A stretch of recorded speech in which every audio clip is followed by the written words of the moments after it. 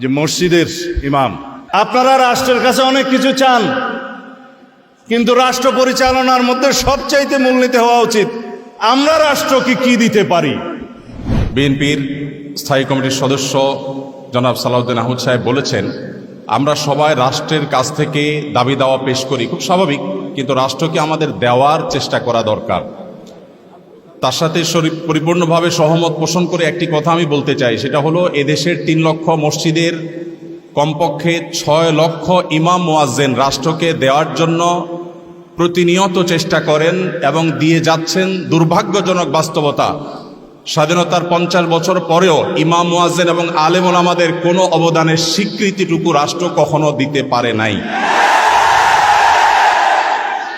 আজও বাংলাদেশের চেহারাকে যদি পরিবর্তন করে দিতে হয়, আজও বাংলাদেশকে যদি স্বনির্ভর করতে হয়, আজও বাংলাদেশের পরিবেশ সচেতনতা সৃষ্টি করে যদি সাফল্য অর্জন করতে হয়, পরিবেশ বিপর্যয় যদি রোধ করতে হয়, যে কোনো দুর্যোগ মোকাবেলা যদি সফলভাবে করতে হয়, দেশের শুধু মসজিদগুলোকে ইমাম মুয়াজ্জিনদেরকে যদি রাষ্ট্র অন করে, ইমাম মুয়াজ্জিনদেরকে যদি সে সুযোগ দেয়, তাদেরকে যদি অন্তত কাজ করবার পরিবেশটা করে দেয়, আমার বিশ্বাস বাংলাদেশের চেহারা পরিবর্তন করতে আর কোনো কিছুর তেমন বেশি প্রয়োজন হবে না। 3 লক্ষ মসজিদ সরকারি হিসেব মতো কমপক্ষে 3 লক্ষ মসজিদ আরো বহু আগে বলা হয়েছে, সেটা এখন 3 লক্ষের অনেক বেশি চলে গেছে স্বাভাবিকভাবে। 3 লক্ষ মসজিদে প্রতি জুমার দিনে 12:30 থেকে 1:30 পর্যন্ত এই সময়ের মধ্যে গড়ে যদি 100 মানুষ একটা মসজিদে জুমার নামাজে খতিব সাহেবের খুতবা শোনার জন্য আসেন, তাহলে 3 কোটি মানুষ হয়। বাংলাদেশের সমস্ত টিভি চ্যানেল, সমস্ত মিডিয়া একযোগে সবচেয়ে পিক টাইমে এত বেশি দর্শক কখনো পায় বলে আমি মনে করি না।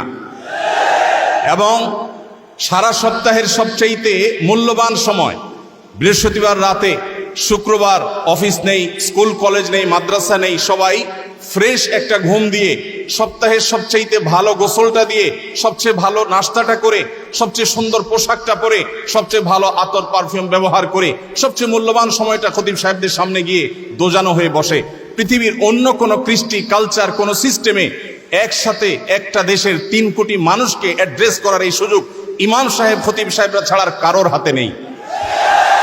ইমাম সাহেবরা যদি চান, তাদেরকে যদি রাষ্ট্র আসলে সুযোগ দেয়, তাহলে সেক্ষেত্রে তারা অনেক কিছু করতে পারেন। ইতিমধ্যে আমরা দেখেছি রোহিঙ্গা শরণার্থীরা যখন আমাদের দেশে আশ্রয় নিয়েছে, সবার আগে ঝাঁপিয়ে পড়েছেন এদেশে ওলামা একরাম। প্রতিটা দুর্যোগে ওলামা একরাম যে ঝাঁপিয়ে পড়েন, সেটা নিঃস্বার্থভাবে হয়, স্বার্থহীনভাবে হয়।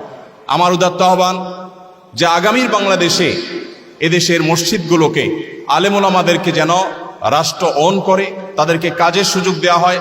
কোনো বেতন ভাতার সুবিধা দেওয়া, এটা আসলে দয়া দাক্ষিণ্যের বিষয় নয়। এদেশে আইন শৃঙ্খলা যতটুকু নিয়ন্ত্রণে আছে, এর জন্য আইন শৃঙ্খলা রক্ষাকারী বাহিনী, সংশ্লিষ্ট বিভিন্ন ডিপার্টমেন্টে যেমন অবদান আছে, আমি মনে করি মসজিদের মিম্বরগুলো, মাহফিলের মঞ্চগুলোর অবদান তার চাইতে কোনো ক্রমে কম নয়। এদেশ থেকে যৌতুককে যে জাদুঘরে পৌঁছে দেওয়া হয়েছে, কারা জাদুঘরে যৌতুককে পৌঁছে দিয়েছে? এদেশে যৌতুকের অভিশাপ থেকে মুক্ত করার সবচেয়ে বড় ক্রেডিট একমাত্র ওলামা একরামের।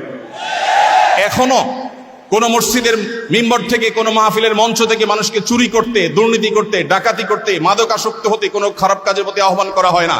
এই সমস্ত মঞ্চগুলো থেকে বহু মানুষ খারাপ পথ থেকে ফিরে আসে। আমরা যদি একটা সৎ, দক্ষ এবং ভালো নাগরিক গড়ে তুলতে চাই, তাহলে সেক্ষেত্রে মসজিদগুলোকে আমাদের অন করতে হবে। আমি বিশ্বাস করি আগামীর বাংলাদেশে সেটি হবে, আমরা সবাই সেটি প্রত্যাশাও করি। আমরা মসজিদ কেন্দ্রিক যে সমস্ত ব্যবস্থাপনা করা যায়, পরিবেশ সুরক্ষা, পরিচ্ছন্নতা অভিযান, দারিদ্র বিমোচন, স্কিল ডেভেলপমেন্টমূলক বহুমুখী কার্যক্রম আমরা সম্পন্ন করতে পারি। আমি সালাউদ্দিন ভাইয়ের সাথে পরিপূর্ণ একমত। শুধুমাত্র রাষ্ট্রের কাছ থেকে নেওয়ার ব্যাপার না, আমাদেরকে দেওয়ার চেষ্টা করতে হবে। এবং আমার বিশ্বাস ওলামা একরাম সেটা করতে চান, কিন্তু তাদেরকে সেই সুযোগটা দেওয়া হয় না। এদেশের আলেমদের কোন অবদানকে আজ 50 বছরের মধ্যে স্বীকৃতি দেওয়া হয়েছে আমি জানতে চাই। দুর্ভাগ্যজনক বাস্তবতা, সেটি আসলে হয়নি।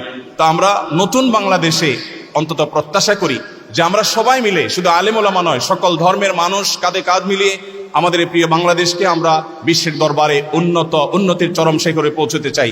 আমাদের পরে স্বাধীনতা অর্জন করে পৃথিবীর বহু দেশ এমন অগ্রসর হয়েছে, যেটা দেখে আমাদের কষ্ট হয়, দুঃখ হয়। আজকে ভূমিকম্পের যে ভয়াবহতা নিয়ে প্রত্যেকটা মানুষ আতঙ্কে দিন পার করছে, কি হয়েছে এদেশে?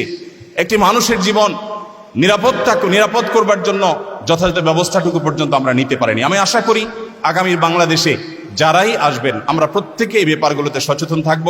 আমরা দোয়া করি আল্লাহ রাব্বুল আলামিন আমাদের রাজনৈতিক নেতৃত্বকে সেরকম শক্তি, সামর্থ্য, মানসিকতা সবকিছু দান করেন। ওলামায়ে কেরামের মূল্য যদি কোনো জাতি দিতে না পারে, তাদের চেয়ে বড় দুর্ভাগা আর কেউ হতে পারে না। আমি প্রায় সময় বলি, এই দেশকে যদি নিরলসভাবে, নিঃস্বার্থভাবে কোনো মানুষ ভালোবাসে, ওলামায়ে কেরাম হলেন সেই মানুষগুলো।